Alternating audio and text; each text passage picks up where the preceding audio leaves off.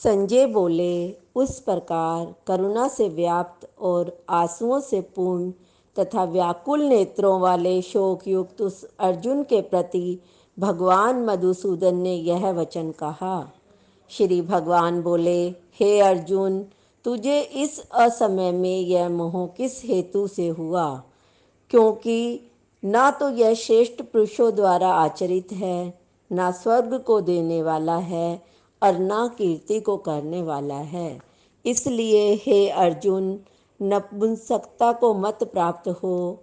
तुझ में यह उचित नहीं जान पड़ती। हे परंतप, हृदय की तुच्छ दुर्बलता को त्याग कर युद्ध के लिए खड़ा हो जा। अर्जुन बोले, हे मधुसूदन, मैं रणभूमि में किस प्रकार बाणों से भीष्म पितामह और द्रोणाचार्य के विरुद्ध लड़ूंगा, क्योंकि हे अरिसूदन, वे दोनों ही पूजनीय हैं। इसलिए इन महानुभाव गुरुजनों को न मारकर मैं इस लोकों में भिक्षा का अन्न भी खाना कल्याणकारक समझता हूँ, क्योंकि गुरुजनों को मारकर भी इस लोक में रुधिर से सने हुए अर्थ और काम रूप भोगों को ही तो भोगूंगा। हम यह भी नहीं जानते कि हमारे लिए युद्ध करना और न करना, इन दोनों में से कौन सा श्रेष्ठ है, अथवा यह भी नहीं जानते कि उन्हें हम जीतेंगे या वे हमें जीतेंगे। जिनको मारकर हम जीना भी नहीं चाहते, वे ही हमारे आत्मीय धृतराष्ट्र के पुत्र हमारे मुकाबले में खड़े हैं। इसलिए कायरता रूप दोष से उपहत हुए स्वभाव वाला तथा धर्म के विषय में मोहित चित हुआ मैं आपसे पूछता हूँ कि जो साधन निश्चित कल्याणकारक हो वह मेरे लिए कहिए, क्योंकि मैं आपका शिष्य हूँ, इसलिए आपकी शरण में आया हूँ। मुझको शिक्षा दीजिए, क्योंकि भूमि में निष्कंटक धन धान्य संपन्न राज्य को और देवताओं के स्वामित्व को प्राप्त होकर भी मैं उस उपाय को नहीं देखता हूँ जो मेरी इंद्रियों के सुखाने वाले शोक को दूर कर सके। संजय बोले, हे राजन, निद्रा को जीतने वाले अर्जुन अंतर्यामी श्री कृष्ण महाराज के प्रति इस प्रकार कहकर फिर श्री गोविंद भगवान से युद्ध नहीं करूँगा यह स्पष्ट कहकर चुप हो गए। हे भरतवंशी धृतराष्ट्र, अंतर्यामी श्री कृष्ण महाराज दोनों सेनाओं के बीच में शोक करते हुए उस अर्जुन को हंसते हुए यह वचन बोले। श्री भगवान बोले, हे अर्जुन, तू ना शोक करने योग्य मनुष्यों के लिए शोक करता है और पंडितों के से वचनों को कहता है, परंतु जिनके प्राण चले गए हैं उनके लिए और जिनके प्राण नहीं गए हैं उनके लिए भी पंडित जन शोक नहीं करते। ना तो ऐसा ही है कि मैं किसी काल में नहीं था, तू नहीं था, अथवा ये राजा लोग नहीं थे, और ना ऐसा ही है कि इससे आगे हम सब नहीं रहेंगे। जैसे जीवात्मा की इस देह में बालकपन, जवानी और वृद्धावस्था होती है, वैसे ही अन्य शरीर की प्राप्ति होती है। उस विषय में धीर पुरुष मोहित नहीं होते। हे कुंती पुत्र, सर्दी, गर्मी, सुख दुख देने वाले इंद्रिय और विषयों के संयोग तो उत्पत्ति विनाशशील और अनित्य हैं। इसलिए हे भारत, उनको तू सहन कर, क्योंकि हे पुरुष श्रेष्ठ, दुख सुख को समान समझने वाले जिस धीर पुरुष को ये इंद्रिय और विषयों के संयोग व्याकुल नहीं करते, वह मोक्ष के योग्य होता है। असत वस्तुओं की तो सत्ता नहीं है और सत्य का अभाव नहीं है। इस प्रकार इन दोनों का ही तत्वज्ञानी पुरुषों द्वारा देखा गया है। नाश रहित तो तू उसको जान जिससे यह संपूर्ण जगत दृश्य वर्ग व्याप्त है। इस अविनाशी का विनाश करने में कोई भी समर्थ नहीं है। इस नाश रहित अप्रमेय नित्य स्वरूप जीवात्मा के ये सब शरीर नाशवान कहे गए हैं। इसलिए हे भरतवंशी अर्जुन, तू युद्ध कर। जो इस आत्मा को मारने वाला समझता है, तथा जो इसको मरा मानता है वे दोनों ही नहीं जानते, क्योंकि यह आत्मा वास्तव में न तो किसी को मारता है और न किसी के द्वारा मारा जाता है। यह आत्मा किसी काल में भी ना तो जन्मता है और ना ही मरता है, ना यह उत्पन्न होकर फिर होने वाला ही है, क्योंकि यह अजन्मा, नित्य, सनातन और पुरातन है। शरीर के मारे जाने पर भी आत्मा नहीं मरता। हे पृथापुत्र अर्जुन, जो पुरुष इस आत्मा को नाश रहित, नित्य, अजन्मा और अव्यय जानता है, वह पुरुष किसे किसको मरवाता है और कैसे किसको मारता है।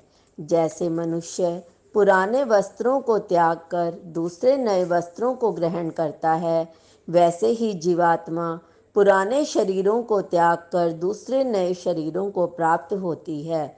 इस आत्मा को शस्त्र नहीं काट सकते, इसको आग नहीं जला सकती, इसको जल नहीं गला सकता और वायु नहीं सुखा सकता, क्योंकि यह आत्मा अच्छेद्य है। यह आत्मा अदाह्य, अक्लेद्य और निसंदेह अशोष्य है तथा यह आत्मा नित्य, सर्वव्यापी, अचल, स्थिर रहने वाला और सनातन है। यह आत्मा अव्यक्त है, यह आत्मा अचिंत्य है, यह आत्मा विकार रहित है। इससे हे अर्जुन, इस आत्मा को उपर्युक्त प्रकार से जानकर तू शोक करने के योग्य नहीं है। यदि तू इस आत्मा को सदा जन्मने वाला, सदा मरने वाला मानता है, तो भी ए महाभाव, तू इस प्रकार शोक करने के योग्य नहीं है, क्योंकि इस मान्यता के अनुसार जन्मे हुए की मृत्यु निश्चित है और मरे हुए का जन्म निश्चित है। इससे भी इस बिना उपाय वाले विषय में तू शोक करने के योग्य नहीं है। हे अर्जुन, संपूर्ण प्राणी जन्म से पहले अप्रकट थे और मरने के बाद भी अप्रकट हो जाने वाले हैं, केवल बीच में ही प्रकट हैं। फिर ऐसी स्थिति में क्या शोक करना। कोई एक महापुरुष इस आत्मा को आश्चर्य की भांति देखता है और वैसे ही दूसरा कोई महापुरुष ही इसके तत्व का आश्चर्य की भांति वर्णन करता है। दूसरा कोई अधिकारी पुरुष ही इसे आश्चर्य की भांति सुनता है और कोई कोई तो सुनकर भी इसको नहीं जानता। हे अर्जुन, यह आत्मा सबके शरीरों में सदा ही रहने वाली है, इस कारण संपूर्ण प्राणियों के लिए तू शोक करने के योग्य नहीं है। अपने धर्म को देखकर भी तू भय करने योग्य नहीं है। तुझे भय नहीं करना चाहिए, क्योंकि क्षत्रिय के लिए धर्मयुक्त युद्ध से बढ़कर दूसरा कोई कल्याणकारी कर्तव्य नहीं है। हे पार्थ, अपने आप प्राप्त हुए और खुले हुए स्वर्ग के द्वार रूप इस प्रकार के युद्ध को भाग्यवान क्षत्रिय लोग ही पाते हैं। किंतु यदि तू इस धर्मयुक्त युद्ध को नहीं करेगा तो स्वधर्म और कीर्ति को खोकर पाप को प्राप्त होगा। सब लोग तेरी बहुत काल तक रहने वाली अपकीर्ति का कथन करेंगे। माननीय पुरुष के लिए अपकीर्ति मरण से भी बढ़कर है। जिनकी दृष्टि में तू पहले बहुत सम्मानित होकर अब लघुता को प्राप्त होगा, वे महारथी लोग तुझे भय के कारण युद्ध से हटा हुआ मानेंगे। तेरे वैरी लोग तेरे सामर्थ्य की निंदा करते हुए तुझे बहुत से न कहने योग्य वचन भी कहेंगे। उससे अधिक दुख और क्या होगा। तो तू युद्ध में मारा जाकर स्वर्ग को प्राप्त होगा अथवा संग्राम में जीतकर पृथ्वी का राज्य भोगेगा। इस कारण हे अर्जुन, तू युद्ध के लिए निश्चय करके खड़ा हो जा। जय पराजय, लाभ हानि, सुख दुख समान समझकर उसके बाद युद्ध के लिए तैयार हो जा। इस प्रकार युद्ध करने से तू पाप को नहीं प्राप्त होगा। हे पार्थ, यह बुद्धि तेरे लिए ज्ञान योग के विषय में कही गई है। अब तू इसको कर्म योग के विषय में सुन। जिस बुद्धि से युक्त हुआ तू कर्मों के बंधन को भली भांति त्याग देगा, सर्वथा नष्ट कर डालेगा। इस कर्म योग में आरंभ का अर्थात बीज का नाश नहीं है, उल्टा फल रूप दोष भी नहीं है, बल्कि इस कर्म योग रूप का धर्म का थोड़ा सा भी साधन जन्म मृत्यु रूप महाभय से रक्षा कर लेता है। हे अर्जुन, इस कर्म योग में निश्चयात्मिका बुद्धि एक ही होती है, किंतु अस्थिर विचार वाले विवेकहीन सकाम मनुष्यों की बुद्धियाँ निश्चय ही बहुत भेदों वाली और अनंत होती है।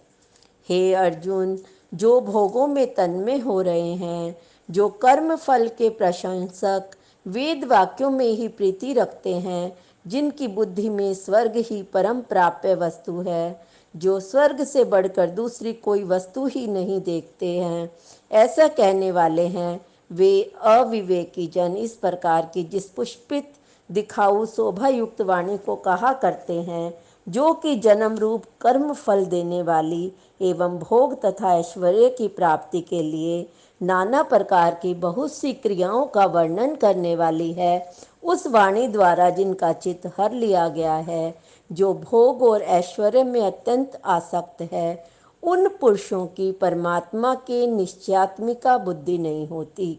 हे अर्जुन, वेद उपर्युक्त प्रकार से तीनों गुणों के कार्य रूप समस्त भोगों एवं उनके साधनों का प्रतिपादन करने वाले हैं।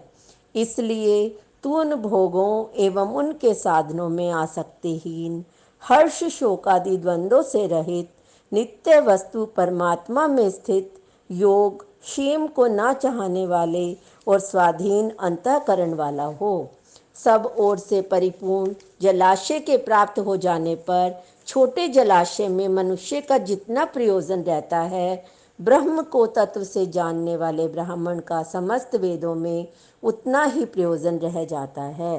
तेरा कर्म करने में ही अधिकार है, उसके फलों में कभी नहीं।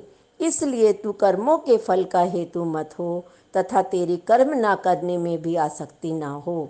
हे धनंजय, तू आसक्ति को त्याग कर तथा सिद्धि और असिद्धि में समान बुद्धि वाला होकर योग में स्थित हुआ कर्तव्य कर्मों को कर। समतत्व ही योग कहलाता है। इस समतव रूप बुद्धि योग से सकाम कर्म अत्यंत ही निम्न श्रेणी का है। इसलिए हे धनंजय, तू समबुद्धि में ही रक्षा का उपाय ढूंढ, बुद्धि योग का ही आश्रय ग्रहण कर, क्योंकि फल के हेतु बनने वाला अत्यंत दीन है। समबुद्धि युक्त पुरुष पुण्य और पाप दोनों को इसी लोक में त्याग देता है, अर्थात उनसे मुक्त हो जाता है। इससे तू समतत्व रूप योग में लग जा। यह समत्व रूप योग ही कर्मों में कुशलता है, कर्म बंधन से छूटने का उपाय है। क्योंकि समबुद्धि से युक्त ज्ञानी जन कर्मों से उत्पन्न होने वाले फल को त्याग कर जन्म रूप बंधन से मुक्त हो निर्विकार परम पद को प्राप्त हो जाते हैं। जिस काल में तेरी बुद्धि मोह रूप दलदल को भली भांति पार कर जाएगी, उस समय तू सुने हुए और सुनने में आने वाले इस लोक और परलोक संबंधी सभी भोगों से वैराग्य को प्राप्त हो जाएगा। भांति भांति के वचनों को सुनने से विचलित हुई तेरी बुद्धि जब परमात्मा में अचल और स्थिर ठहर जाएगी, तब तू योग को प्राप्त हो जाएगा, अर्थात तेरा परमात्मा से नित्य संयोग हो जाएगा। अर्जुन बोले, हे केशव, समाधि में स्थित परमात्मा को प्राप्त हुए स्थिर बुद्धि पुरुष का क्या लक्षण है? वह स्थिर बुद्धि पुरुष कैसे बोलता है, कैसे बैठता है और कैसे चलता है? श्री भगवान बोले, हे अर्जुन, जिस काल में यह पुरुष मन में स्थित संपूर्ण कामनाओं को भली भांति त्याग देता है और आत्मा से आत्मा में ही संतुष्ट रहता है, उस काल में वह स्थित प्रज्ञ कहा जाता है। दुखों की प्राप्ति होने पर जिसके मन में उद्वेग नहीं होता, सुखों की प्राप्ति में जो सर्वथा निष्प्रय है, जिसके राग भय और क्रोध नष्ट हो गए हैं, ऐसा मुनि स्थिर बुद्धि कहा जाता है। जो पुरुष सर्वत्र स्नेह रहित हुआ उस शुभ या शुभ वस्तु को प्राप्त होकर ना प्रसन्न होता है, ना द्वेष करता है, उसकी बुद्धि स्थिर है। कछुआ सब ओर से अपने अंगों को जैसे समेट लेता है, वैसे ही जब यह पुरुष इंद्रियों के विषय से इंद्रियों को सब प्रकार से हटा लेता है, तब उसकी बुद्धि स्थिर है। इंद्रियों के द्वारा विषयों को ग्रहण न करने वाले पुरुष के भी केवल विषय तो निवृत्त हो जाते हैं, परंतु उनमें रहने वाली आसक्ति निवृत्त नहीं होती। इस स्थित प्रज्ञ पुरुष की आसक्ति भी परमात्मा का साक्षात्कार करके निवृत्त हो जाती है। हे अर्जुन, आसक्ति का नाश न होने के कारण ये प्रमथन स्वभाव वाली इंद्रियां यत्न करते हुए बुद्धिमान पुरुष के मन को भी बलात् हर लेती हैं। इसलिए साधक को चाहिए कि वह उन संपूर्ण इंद्रियों को वश में करके समाहित चित्त हुआ मेरे परायण होकर ध्यान में बैठे, क्योंकि जिस पुरुष की इंद्रियां वश में होती हैं उसी की बुद्धि स्थिर हो जाती है। विषयों का चिंतन करने वाले पुरुष की उन विषयों में आसक्ति हो जाती है। आसक्ति से उन विषयों की कामना उत्पन्न होती है और कामना में विघ्न पड़ने से क्रोध उत्पन्न होता है। क्रोध से अत्यंत मूढ़ भाव उत्पन्न हो जाता है। मूढ़ भाव से स्मृति में भ्रम हो जाता है। स्मृति में भ्रम हो जाने से बुद्धि अर्थात ज्ञान शक्ति का नाश हो जाता है। बुद्धि का नाश हो जाने से यह पुरुष अपनी स्थिति से गिर जाता है, परंतु अपने अधीन किए हुए अंतःकरण वाला साधक अपने वश में की हुई राग द्वेष से रहित इंद्रियों द्वारा विषयों में विचरण करता हुआ अंतःकरण की प्रसन्नता को प्राप्त होता है। अंतःकरण की प्रसन्नता होने पर इसके संपूर्ण दुखों का अभाव हो जाता है और उस प्रसन्नचित्त वाले कर्म योगी की बुद्धि शीघ्र ही सब ओर से हटकर एक परमात्मा में ही भली भांति स्थिर हो जाती है। ना जीते हुए मन और इंद्रियों वाले पुरुष में निश्चयात्मिका बुद्धि नहीं होती और उस अयुक्त मनुष्य के अंतःकरण में भावना भी नहीं होती तथा भावनाहीन मनुष्य को शांति ही नहीं मिलती। शांति रहित मनुष्य को सुख कैसे मिलेगा? क्योंकि जैसे जल में चलने वाली नाव को वायु हर लेती है, वैसे ही विषयों में विचरती हुई इंद्रियों में से मन जिस इंद्रिय के साथ रहता है वह एक ही इंद्रिय इस अयुक्त पुरुष की बुद्धि को हर लेती है। इसलिए हे माँ भाओ, जिस पुरुष की इंद्रियां इंद्रियों के विषयों में सब प्रकार निग्रह की हुई हैं उसी की बुद्धि स्थिर है। संपूर्ण प्राणियों के लिए जो रात्रि के समान है उस नित्य ज्ञान स्वरूप ब्रह्मानंद की प्राप्ति में स्थित प्रज्ञ योगी जागता है। जिस नाशवान सांसारिक सुख की प्राप्ति में सब प्राणी जागते हैं, परमात्मा के तत्व को जानने वाले मुनि के लिए वह रात्रि के समान है। जैसे नाना नदियों के जल सब ओर से परिपूर्ण अचल प्रतिष्ठा वाले समुद्र में उसको विचलित न करते हुए ही समा जाते हैं, वैसे ही सब भोग जिस स्थित प्रज्ञ पुरुष में किसी प्रकार का विकार उत्पन्न किए बिना ही समा जाते हैं, वही पुरुष परम शांति को प्राप्त होता है। भोगों को चाहने वाला पुरुष परम शांति को प्राप्त नहीं होता। जो पुरुष संपूर्ण कामनाओं को त्याग कर ममता रहित, अहंकार रहित और स्पृहार रहित हुआ विचरता है, वही शांति को प्राप्त होता है। हे अर्जुन, यह ब्रह्म को प्राप्त हुए पुरुष की स्थिति है। इसको प्राप्त होकर योगी कभी मोहित नहीं होता। अंत काल में भी इस ब्राह्मी स्थिति में स्थित होकर ब्रह्मानंद को प्राप्त हो जाता है।